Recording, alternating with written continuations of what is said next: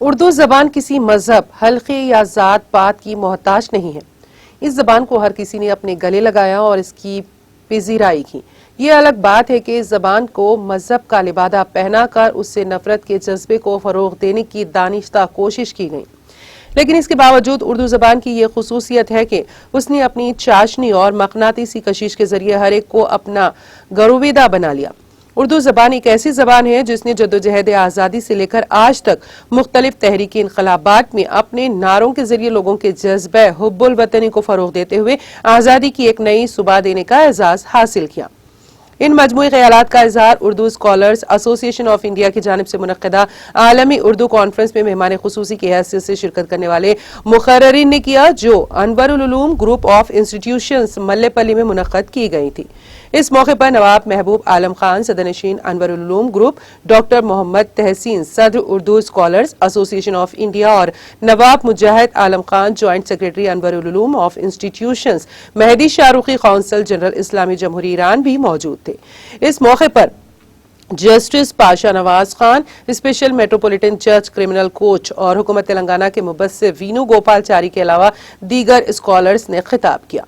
इस मौके पर साबिक रुकन पार्लियामान डॉक्टर आनंद राज वर्मा, नवाब नजफ अली खान, निजाम साबिक पोत्रे, साबिक सदरनशीन उर्दू अकेडमी नूरुल हक कादरी, फरीदा खानम दुख्तर, साबिक ACP कायमुद्दीन, साबिक नायब सदर Urdu academy SK Afzaluddin Ahmed Baig, Sami Nusrat Makki, joint secretary Urdu scholars association of India, Abdul Sattar Mujahid Muslim League, Sajjad Memon, Mustafa Mahmood और दीगर मौजूद थे।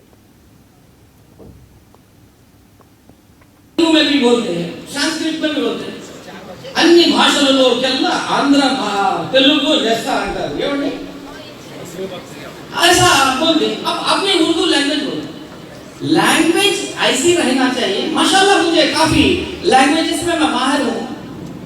मैं इसलिए बोल रहा हूँ, आप लोग भी मेरे लिए तैयार होना है। खुदा शेर आवाज बुलंद कौम का नाम आबाद करने का और कौम को हम ऊंचाई पे ले चलने वाली लैंग्वेज को ही उर्दू कहते हैं।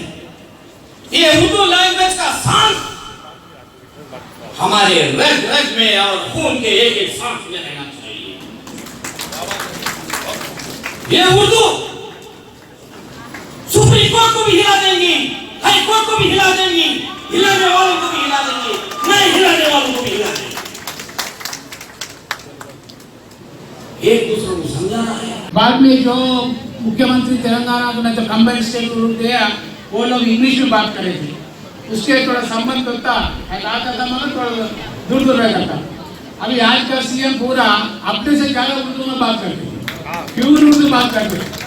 जैसा पुरान शेख जाके एक पंडित को देखे तो इनो अच्छा बात करते KCR साहब, वो नाइजर सरकार सबसे बड़े थे, इससे बड़े थे और इनो तेलुगु का MA पढ़े और हिंदी का MA पढ़े और साहित्य रत्ना का है, उर्दू भी अच्छा बात करते हैं।